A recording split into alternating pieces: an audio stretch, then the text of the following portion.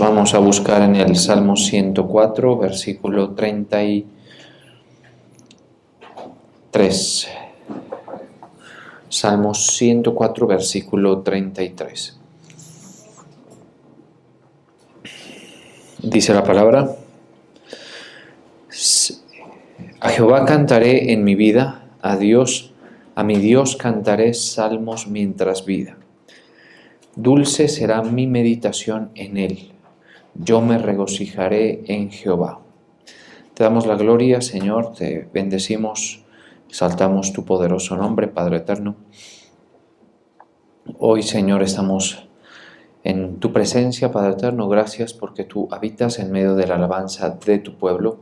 Te pedimos, Padre, que tú nos edifiques, que tú nos alumbres con tu palabra, en el nombre de Jesús. Amén. Cantaré al Señor toda mi vida. Cantaré salmos a mi Dios mientras exista. Quiera Él agradarse de mi meditación, yo por mi parte me regocijo en el Señor. Bien, el Salmo 104 es bien bonito porque continúa, digamos, con esta temática que se inicia en el Salmo 103, en la que el salmista le exhorta a su alma a bendecir al Señor, a alabarlo, a reconocerlo, por todos los beneficios en general que ha recibido el salmista. Sabemos que los beneficios del Señor son abundantes para aquellas personas quienes están en el trato con Él, ¿sí? Son abundantes porque, por ejemplo, partiendo del hecho de que el Señor perdona nuestras iniquidades, ya eso es un favor muy abundante, un beneficio muy abundante. Obviamente eso solamente ocurre en el esquema del Evangelio, pero el hecho de que ocurra solamente en esas estrictas márgenes del Evangelio, pues no lo hace más pequeño ni lo hace insignificante, sino todo lo contrario. O sea, que el Señor, dentro de sus beneficios, perdone nuestras iniquidades, resuelve muchísimo del conflicto del alma humana. Pero si uno quiere ir más adentro, puede hacerlo. Y hay muchos más beneficios. Se habla, por ejemplo, de Él sana todas tus dolencias, así que es un aspecto de la vida de fe que poco se explora, poco se transita, porque pues realmente, si somos honestos, pues nuestro Dios a veces está en nuestra mente está como en una posición en la que no acudimos a Él con frecuencia, no lo creemos capaz de tanto, ¿sí? En la práctica, digamos, uno como concepto puede saber que Dios puede hacer cosas, pero otra cosa es, digamos, que haya una movilización de fe en actos cotidianos que le permitan a la persona llegar a esos niveles, ¿no? Obtener milagros puntualmente estamos hablando. Si en el Salmo 103 dice, Él es el quien perdona tus iniquidades, el que sana todas tus dolencias, el que saca del hoyo, rescata del hoyo tu vida. Eso significa pues que el Señor puede sacarlo uno de una condición muy, digamos, indeseable, ¿sí? Y también ahí cabe un aspecto que es el tema del hoyo, como el concepto de el Seol o el lugar de los muertos, pero también cabe un posible atasco de la vida, un posible lodo cenagoso, digámoslo así, un posible fango circunstancial, digámoslo así, que hace que la vida se vuelva pesada, difícil, como incómoda, como que estas situaciones afecten la parte anímica de la persona. Pues el Señor también puede hacer eso. Y en general, pues hay muchísimo en el Salmo 103 que habla, y el Salmo 104 lo continúa. El que te corona de favores y misericordias, mire, o sea, nos perdona, nos puede sanar, nos puede liberar, rescatar del hoyo, nos corona de favores y misericordias, el que sacia de bien tu boca, de modo que te rejuvenezcas como el águila. Es decir, los beneficios del Señor, si una persona encuentra el lugar donde estar, digamos, para recibirlos, son abundantes, son generosísimos, ¿sí? casi que exceden la expectativa humana. Siempre, siempre va a ser así. ¿Sí? Es una de las circunstancias en las que vemos, en las que por mucha imaginación y expectativa que nosotros tengamos, el Señor puede exceder eso que nosotros esperamos. Pero aquí viene el punto. El Salmo 104, hacia la parte final, por supuesto, en el versículo 34, dice lo siguiente, 33 y 34, a Jehová cantaré en mi vida, ¿sí? Por todo lo que acabamos de mencionar, entre muchas otras cosas. Ojo a esto, el salmista está haciendo referencia en el Salmo 104 a las obras de Dios en el pasado y también en el presente, ¿sí? Note usted que dice, a Jehová cantaré en mi vida, y en el versículo 31 dice, sea la gloria de Jehová para siempre, alégrese Jehová en sus obras. Sí, o sea, uno no solamente va a adorar al Señor o tener una actitud de reconocimiento por lo que puede hacer en una vida particular, en mi vida, sino por todas sus obras a lo largo de la historia, ¿sí? Entonces esto es bien importante para que nosotros tengamos el sentir correcto para que todas estas cosas se lleguen a dar. Dulce será mi meditación en Él. Cuando ustedes me ven iniciando como inicié, por supuesto, prendido de la Escritura, diciendo, por ejemplo, que el Señor perdona nuestras iniquidades, sana nuestras dolencias, rescata del hoyo, nos corona de favores y misericordias, y todas estas cosas, eso es una meditación que ha llegado a ser una convicción personal en mi vida. Por supuesto, no estuvo primero en mí, estuvo primero en las inspiradas y súper precisas escrituras, que son la palabra de Dios, ¿sí? Entonces, nuestra meditación es muy importante. ¿Qué pensamos cuando pensamos en Dios? ¿Qué ocurre aquí cuando en el silencio, digamos, del secreto personal, nosotros pensamos en Dios? ¿Sí? Porque aquí dice, en la Reina Valera dice, dulce será mi meditación en Él. O sea, cuando uno considera esa expresión, tiene que llevarlo a pensar que cada vez que uno medita en el Señor, ¿sí? En el silencio, insisto, del secreto personal, el pensamiento es agradable, es dulce, es amoroso, es afectuoso cuando pensamos en el Señor, ¿sí? O sea, uno no puede adorar externamente, digamos, ¿sí? Para adorar externamente uno tiene que tener una adoración interna al Señor, ¿sí? Por eso hay un pasaje por ahí que dice, el Señor enojado con su pueblo le dice, este pueblo de labios me honra, pero su corazón está apartado, está lejos, está... Entonces, muchas veces uno que ve en la inmadurez del creyente y también en situaciones de bajo desempeño en la fe, que la meditación es el problema. Ahí es una situación muy grave. ¿Por qué? Porque uno puede equivocarse muy fácilmente observando externamente a las personas, ¿sí? Externamente a las personas. En estos días hubo un gran debate en el ámbito del cristianismo en general por aquello que se anunció o se comentó de que la sede, el Vaticano decretó, digamos, o no sé cómo funciona exactamente eso, pero por medio de un documento autorizó, ¿sí?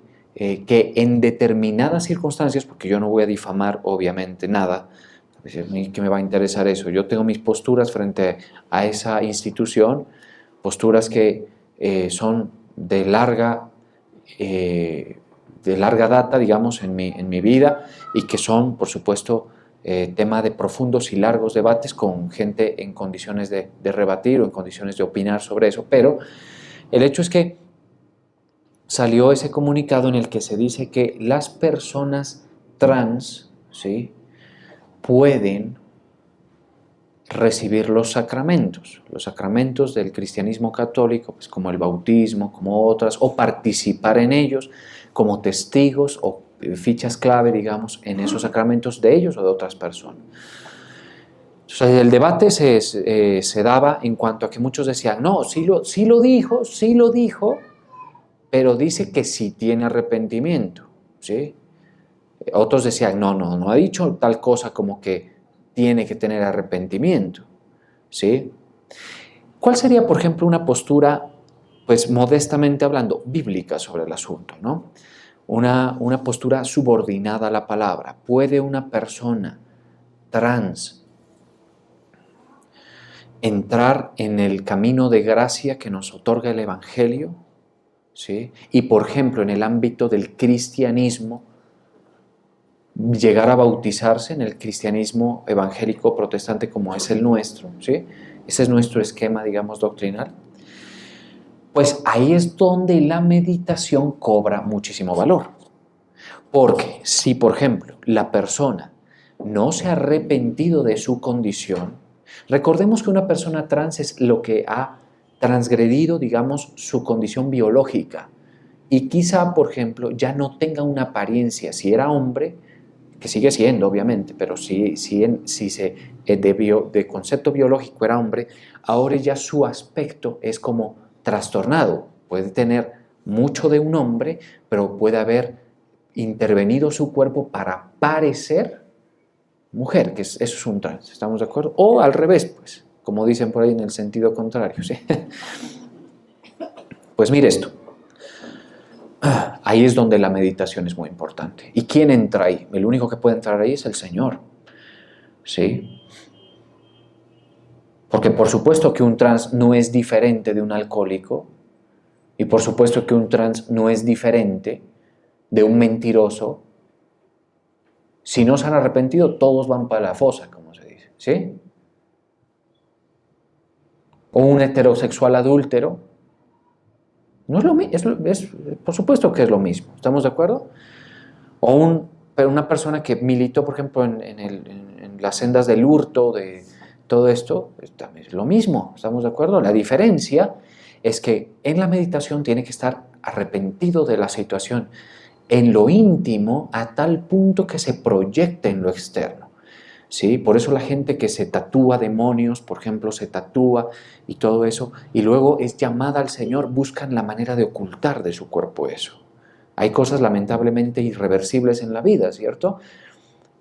Por cuando se estuvo en la ignorancia se pudieron haber hecho cosas, digamos, nada menos que espeluznantes. Por ejemplo, hay gente que se caracteriza como un reptil, digamos. Hay unos por ahí que se pintan esta parte blanca del ojo de negro, se tatúan todos como un reptil, se ponen como incrustaciones de, yo qué sé, ¿qué será eso, hermano? ¿Sí? Imagínense tanta vaina y se rompen la lengua por la mitad para tener una lengua bífida. Imagínense que se convirtiera uno de esos, pues, que viniera a predicar o que el Señor lo sacara de esas fosas y que le predique y que desde aquí le mueva esa lengua. Sí. Sería cuanto menos escandaloso, ¿cierto? Cuanto menos y dice, ¿cómo va a estar? ¿Cómo puede ser? ¿Cómo? Bueno, la meditación es el problema. Si él obviamente no va a poder despintarse nada, pero se ha arrepentido, ¿sí? Y se ha creído que su camino es de tinieblas y de error y que el Señor lo puede sustituir en sus pecados y no va a transitar por las sendas de la confusión nuevamente y todo, y se arroja a conocer la verdad de las Escrituras y denigra o rechaza su pasada manera de vivir y todo, pues puede entrar en el camino de gracia. ¿Estamos de acuerdo? El problema es que uno no sabe si es así o no es así. Y por lo general, estos, digamos, decretos religiosos de la más pesada de las instituciones religiosas, que no es otra que pues el Vaticano, pues no puede, digamos, garantizar que eso sea así. ¿Estamos de acuerdo? No puede garantizar que eso sea así. Por lo general, la comunidad esta que hablamos de la ideología a mí no me gusta decir el arco iris porque el arco iris nos pertenece a los cristianos, nos pertenece a los de Dios, nos pertenece a nosotros, no a ellos. ¿Estamos de acuerdo? Satanás astutamente utiliza eso porque es un pacto de no destrucción. Sí, nunca más, con un diluvio, nunca más. ¿sí? Entonces, claro, la gente quiere, eso significa es paz, tranquilidad y todo, pero sin Dios, sin las regulaciones morales, sin nada. Entonces es fatal, eso es nada menos que inmoral y de todo punto de vista, ¿sí? Por lo general, estas personas de ese gremio dan muchísima brega para arrepentirse, o sea, ellos quieren imponer eso como normal. Una persona trans en realidad no existe, existe el hombre y existe la mujer, ¿estamos de acuerdo? Es una cuestión más ideológica que otra cosa, es una cuestión de percepción, ¿sí? Que eso tiene muchísimas vertientes, temas que no vamos a tocar hoy porque obvio no es el eje del tema. Pero con esto trato de construir digamos, un pedestal al asunto de que con Dios la meditación es lo clave. ¿Sí? Si uno dice, ay, sí, Dios, todo lo que quiera, pero en la meditación está en un camino de perversidad, en un camino de ocultar su pecado, y de amarlo y de exaltar el pecado y restregárselo al juez de toda la tierra, el único parámetro objetivo de moral que puede ser Dios, y hacerlo, no está bien. ¿Estamos de acuerdo? Por eso es que hay gente que se congrega y que no se va a salvar. ¿Se da cuenta? Porque es la meditación. Eso estuvo hablando el apóstol justo ahora que nos visitó y en unos cultos antes, como que el Señor ya lo iba llevando por esa vía, ¿no? De que es más tomarse en serio el tema de lo interno. Entonces, ¿qué piensa usted cuando piensa en el Señor? ¿Qué piensa usted cuando piensa de sí mismo? Pues aquí dice, dulce será mi meditación. Pero hay otras versiones que dicen que, ¿cómo dice? Acá dice, que quiera Él agradarse de mi meditación. O sea, es en un sentido bilateral, digámoslo así. Yo con mi meditación tengo que asegurarme que mi meditación sea de afecto, de estar de acuerdo con el Señor. Ojo a esto, porque este punto que acabo de mencionar es metanoia. Esto es ponerse de acuerdo con el Señor. ¿Sí? Bien. Tiene que ser afectuoso, agradecido, un sentir de adoración dentro para luego proyectarlo fuera. ¿Estamos de acuerdo? Si es que hace falta proyectarlo, porque puede ser que sea necesario, puede ser que no. O sea, la meditación es clave en este sentido, ¿sí? Y en bilateral, ¿por qué? Porque también Dios dice, me gusta lo que veo que está pensando mi hijo. Me gusta lo que veo que está pensando los pueblos, las personas. ¿Qué ocurre en Génesis 6, por ejemplo?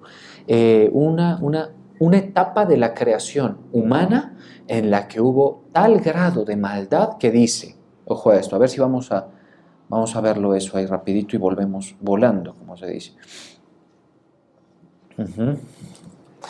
Bueno, Génesis para... verá, ¿no? Génesis 6:5. Y vio Jehová que la maldad de los hombres era mucha. ¿Cuánto era? Mucha en la tierra y que todo designio. Eso es meditación. ¿Sí? O sea, la forma en cómo uno designa las cosas dentro de sí mismo. ¿Sí? Lineamientos, parámetros, esquemas.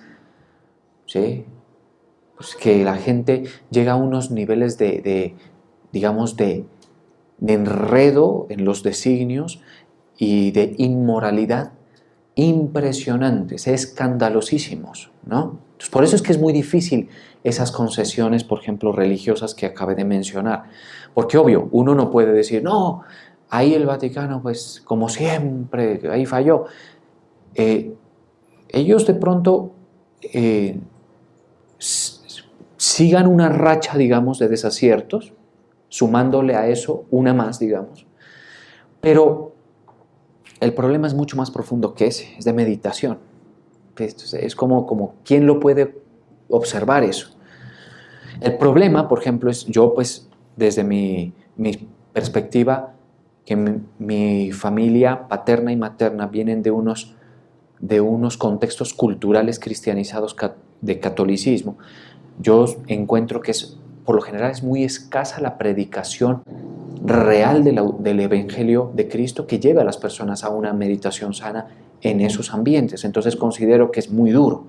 Digamos que aquí usted, pues, tiene que aguantarse un sermón que prácticamente sufrirlo, porque como es ajustado a las Escrituras, pues, pero poco se ve eso en otros ambientes. Entonces complica muchísimo el asunto, ¿sí? Pero aquí, ¿qué dice? Y que todo designio de los pensamientos, meditación, del corazón de ellos, ojo a esto, era de continuo, permanente solamente el mal. Podríamos hacernos una pregunta, ¿se parece esta sociedad a eso? ¿Se parece nuestra antigua condición a esto?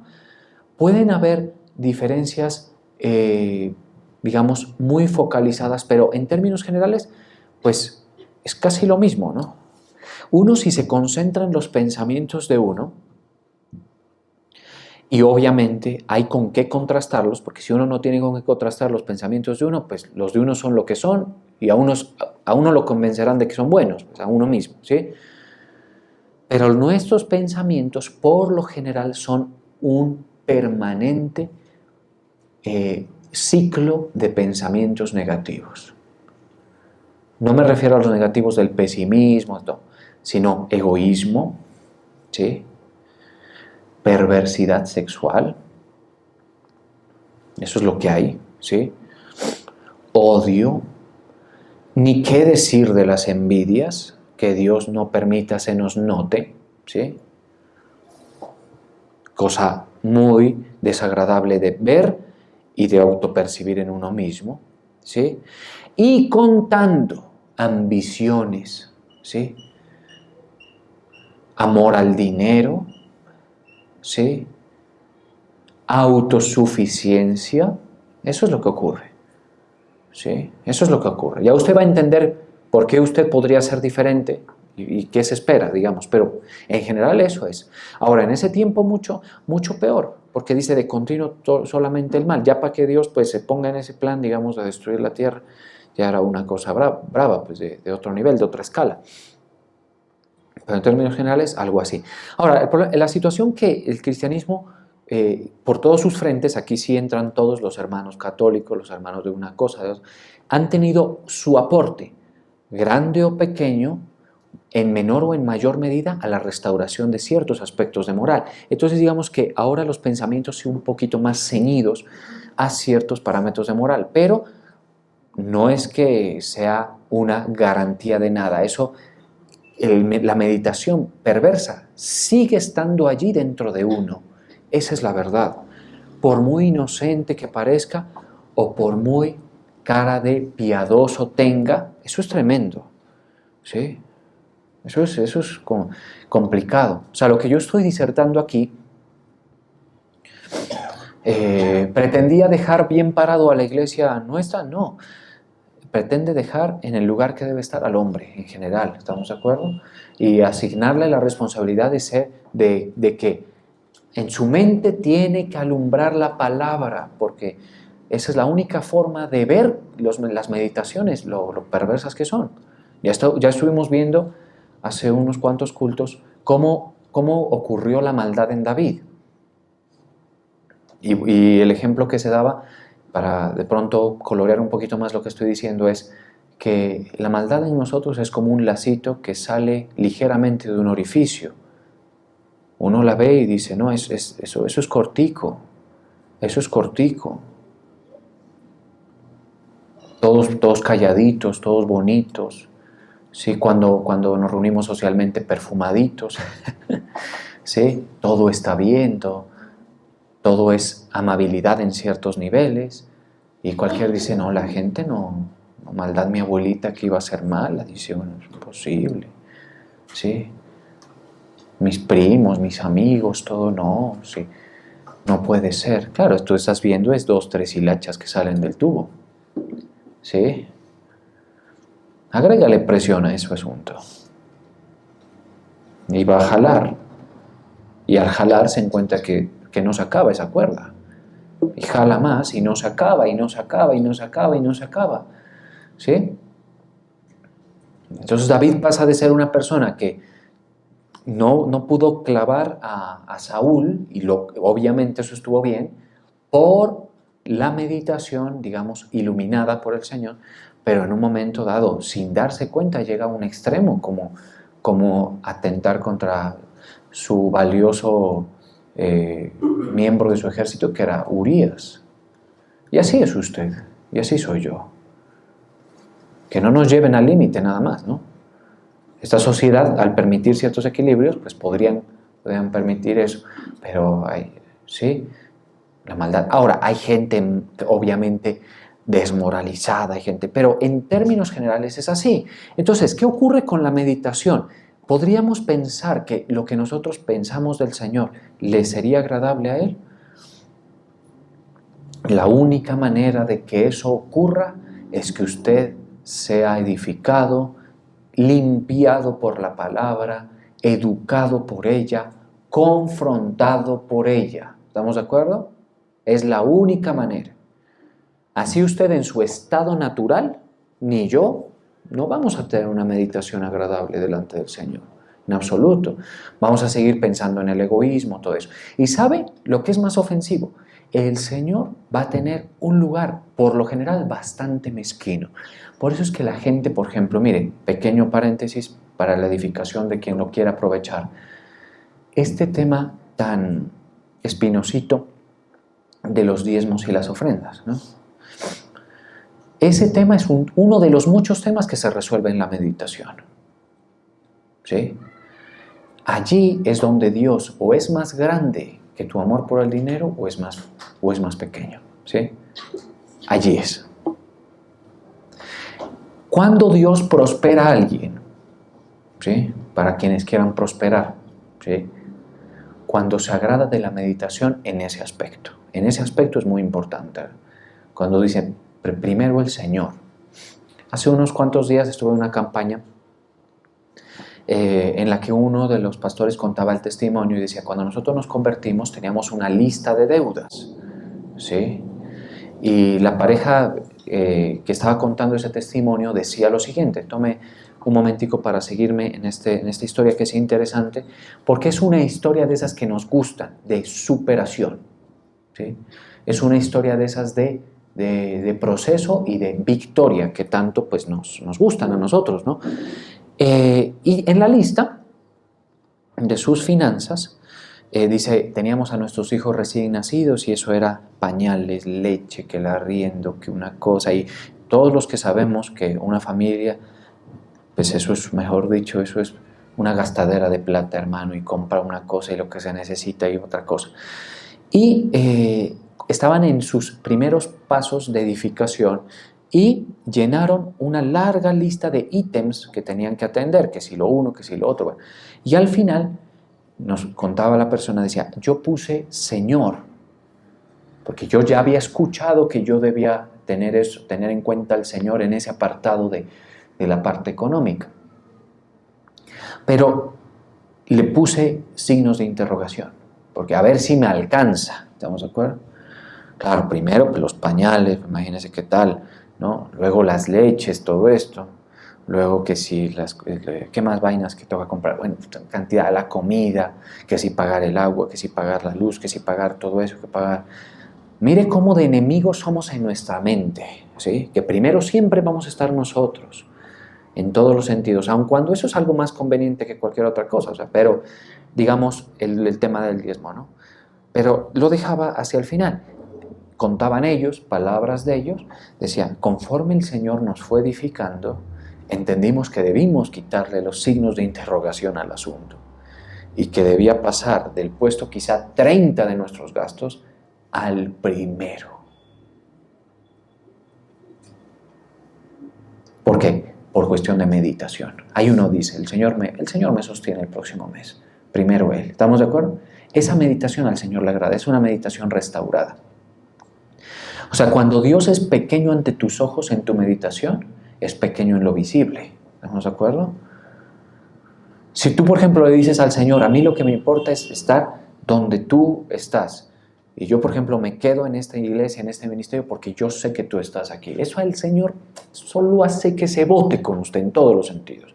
Le voy a decir por qué. Porque usted le está diciendo, a pesar de las muchas cosas que no me gustan de esta monótona, rutinaria y quizás esta anticuada iglesia, que podrían decir algunos, que todavía hasta el día de hoy tocan el remolineando, ¿sí? Cuando hay una discografía amplísima, ¿sí? Pero estás tú, por eso yo estoy ahí. Cuando usted en su meditación le dice eso al Señor, óigame,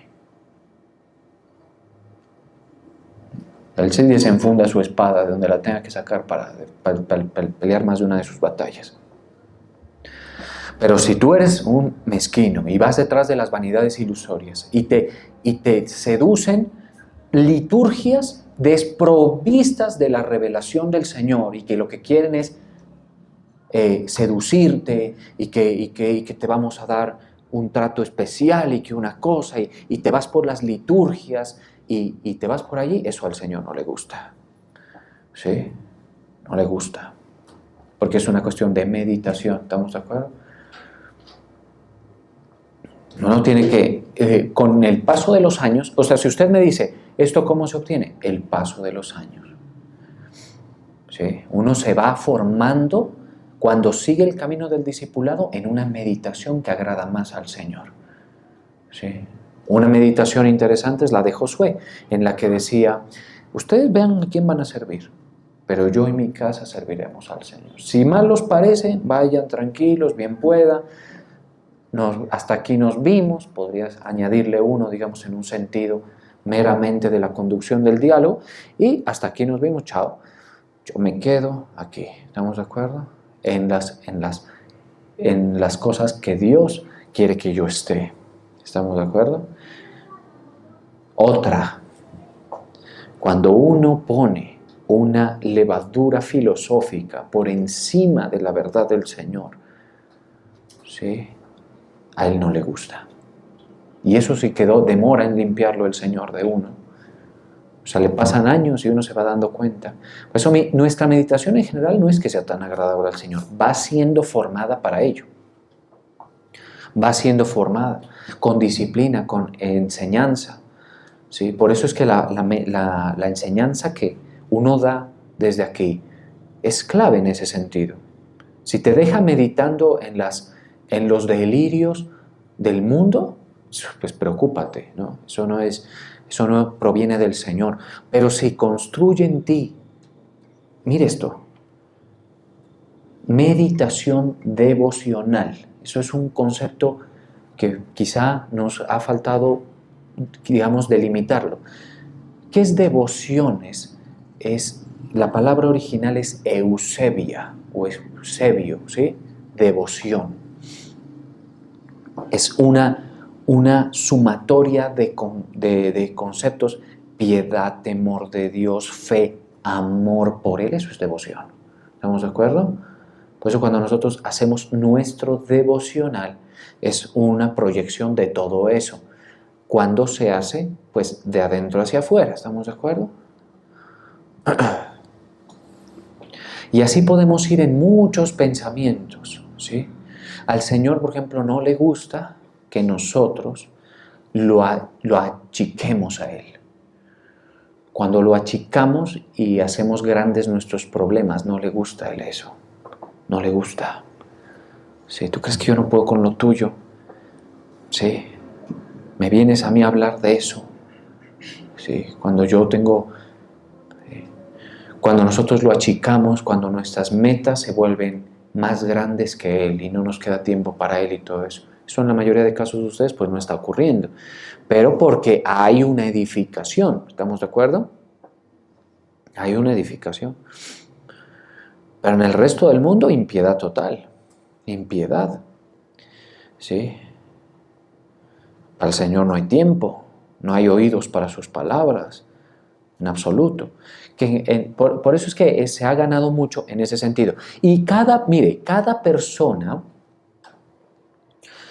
es una meditación tan particular que es casi como una huella, digamos, ¿no? de los dedos, en la que, por ejemplo, una persona engrandece al Señor en medio de un problema y hay otra persona que engrandece el problema o engrandece ídolos. ¿Sí? ¿Recuerdan ustedes a Raquel versus Ana? Estuvimos viendo ese caso. Raquel es una persona que después de ver el aplastante respaldo que Dios le dio a Jacob. Mire esto. Porque Jacob era una persona más que respaldada. ¿Sí?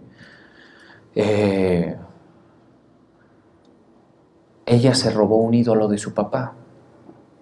¿Para dónde llevaba eso? Dijo, me lo llevo para allá, para la tierra de mi esposo, y allá seguramente, porque le tengo cariño quizá, porque esos son los ídolos de mi padre, Labán, porque al Señor por supuesto que eso no le gustó, ¿sí? Cuando el que le abrió el vientre fue el Señor. Mire que a veces uno recibe beneficios, y no es que el beneficio se haya recibido por una real y refinada condición devocional, ni de una meditación, sino simplemente porque uno está en el caudal de pronto, ¿no? El caudal era Jacob, ¿sí? Ahí estaba el caudal de bendición. Entonces uno estaba en el caudal, Raquel tenía que verse, digamos, beneficiada por eso. Pero qué curioso, en el recibir a su segundo hijo, Raquel, ella no llegó a la tierra que Dios les había asignado. Llegó Lea, que no es ninguna joyita, pero por lo menos no se dice que tuvo un ídolo, ¿sí? Y lo curioso es que ella murió dando a luz a Benjamín. Diga usted lo que quiera, que usted sí es apocalíptico, que todo lo enlaza y que lo... Pues ¿qué hacemos? La Biblia es la Biblia, y a mí me parece que si una madre fallece dando a luz un hijo, ¿sí? Cuando hay promesas, cuando hay un desenlace, pues cuando hay un futuro, ¿sí? Pues ¿qué piensa uno? No, pues no hay una aprobación de parte del Señor en la meditación. Otra cosa es Ana. Ana le dice, dame el hijo, yo estoy sufriendo mucho, quiero ser, porque hay cosas que queremos ser. Madres, ¿sí?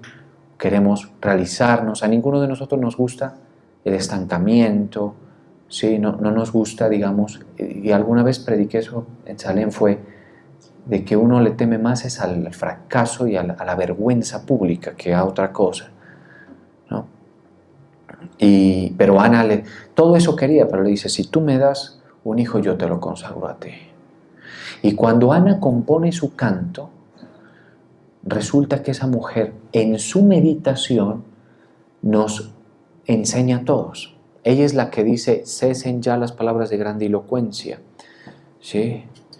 Habla acerca de los reyes de la tierra que no son significativos frente al Señor. Habla del poder de Dios. Ojo, meditación. ¿Estamos de acuerdo? Otra meditación importantísima que es muy difícil de alcanzar. Uno, en los amigos de Daniel ve que ellos deciden ser fieles al Señor y si Dios quiere nos salva del horno. Nabucodonosor les dijo, a ver, se retractan ustedes, se van a arrodillar ante la imagen que hice y toda la cosa y adorar. ¿Sabe qué le responden? Le dice, no es necesario que te respondamos sobre esto. El Señor al que servimos es poderoso para librarnos, puede librarnos. Y si no, eso es lo que significa, dice, si Él no quisiera, pues lo asumimos. ¡Qué condición! ¿Sí? ¡Qué condición! Eso es algo que en la iglesia, aún asistida por el Espíritu Santo, no logra. ¿Sí? Por eso es que usted y yo vamos mejorando, y también por eso es que el Señor con cada persona es justo. Eso sí está clarísimo. A veces uno se pega unas aturdidas y dice, no, hay como que se le fue la mano al Señor, o como que no estuvo bien eso, pero no funciona así, es justo. La meditación en general, ¿sí? Vamos a encontrar que siempre tendemos a la mezquindad, al error, a pelear asegurándonos algo para nosotros mismos, ¿sí? El Señor me ha ministrado mucho en ese sentido. ¿En qué sentido? Yo me tengo que asegurar de seguir en la ruta que vengo de servicio y de dedicación al Señor. No considerar la iglesia mía, ¿sí? Ni las almas mías para enseñorearme de ellas, ¿sí? No considerar este proceso como algo que yo estoy sosteniendo, ¿sí? Ni que tengo que defender en un sentido egoísta, ¿estamos de acuerdo? Sino el Señor me dará el lugar en su tiempo que Él quiera darme, sin que yo pelee con nadie por eso, ¿estamos de acuerdo? Porque la meditación le va enseñando a uno que el Señor está por encima de los pleitos, de las riñas, de todo esto. Entonces, la meditación tiene que ser dulce, de amor, de agrado por Él, ¿sí? Eso se va formando en nosotros. ¿Sabe qué usted debe sentir cuando usted viene a la iglesia? Se lo digo, alegría, gozo. ¿Sí? Voy a la casa del Señor, voy a servirlo. ¿Sí? Cuando usted piensa en el Señor, debe hacerlo sentir así, gloriarse en el Señor. A veces uno haciendo eso pasa por, digamos, presuntuoso o pasa a veces por una persona quizá imprudente o vanidoso, pero como la gente, pues la mayoría se equivoca juzgando casi todo, ¿no? Sí. Hace un tiempo yo comenté un testimonio y le dije a alguien, le dije, a mí el Señor me guardó. Pasó esto, sí, pero a mí no me quitaron nada. Y cualquiera que lo ve dice, no, pues, y es por usted. No, es por el Señor. A quien estoy exaltando es al Señor. Sí, a Él estoy exaltando. Le estoy dando la gloria a Él. Lo estoy posicionando en mi vida. La razón de mi seguridad. ¿Estamos de acuerdo? La razón de por qué a mí no llegó quizá un efecto, digamos, de un fenómeno de violencia, de robo, de cualquier cosa. Porque eso es, poco a poco uno se va dando cuenta que al Señor le gusta es que lo pongamos alto. A usted le pasan cosas, hermano, usted sufre por alguna situación, está muy bien todo eso, pero no deje de poner, o sea, uno tiene que saber vivir, mire, y con esto cierro. A veces la vida nos da unos tragos amargos, ¿no? Y uno cuando piensa en algo o en alguien, le mueve amargura en el corazón. Así usted se haya tomado más de una shot de esos, porque le haya tocado, ¿sí? En su vida, cuando usted se traslade al pensamiento del Señor, debe ser agradable. Debe estar sin amargura, con alegría, con gozo, con amor por el Señor, con devoción, imitando a aquellas personas que Dios las dejó como ejemplo para ello, que están en la Escritura. Eso es el asunto. ¿Sí? Eso es más importante que muchas cosas que decimos que son importantes. ¿Por qué? Porque al final, ¿cómo engañamos a alguien que ya lo ve a uno por dentro? ¿Sí? Es muy difícil obtener eso. Pero si el Señor se agrada de tu meditación, ¿sí? Es suficiente. Cuando usted no le den la razón en la casa, atención, recuerde esto, si el Señor se agrada de tu meditación, es suficiente, ¿sí? Cuando usted no le den la razón en el trabajo y sea conflictivo y todo, usted recuerde esto, si el Señor se agrada de su meditación, es suficiente, ¿sí? En general, así es. Cuando en la iglesia no le den lo que usted considera que ha ganado, que ha merecido, cualquier cosa, el valor que usted se atribuye tener, usted dice, yo quiero que el Señor se agrade de mi meditación. Eso es suficiente. ¿Estamos de acuerdo? Suficiente. Y así en general. Yo no quiero que el Señor se disguste porque yo estoy poniendo mucha confianza en los políticos, mucha confianza en esto, mucha confianza en aquello. No quiero eso. Trato de celarlo, aunque mi mente, mi corazón se inclinan peligrosamente a esas cosas, a confiar en lo que uno ve y todo eso. Entonces, esta es la enseñanza del Salmo 104. Si volvemos, dice, dulce será mi meditación en él, yo me regocijaré en Jehová. ¿Sí? Por eso, cuando uno ha madurado mucho en esto, por ejemplo, mire que nosotros, ¿cómo somos para darle al Señor una ofrenda de danza, por ejemplo. Más bien parcos, sobrios y todo, ¿sí? Yo no probé mundo, ¿sí? Yo no fui a una rumba ni nada. Pero lo que sí sé es que la gente se pierde días con unos niveles de euforia que uno dice, ¿de dónde sale esto? ¿Sí? Por lo fútil de esas celebraciones. Y al Señor no se le da lo más relevante. ¿Estamos de acuerdo? Entonces nosotros aún nuestra meditación debe ser un sentir de adoración que nos regule en la presencia del Señor, cómo nos comportamos en ella. Vamos a orar.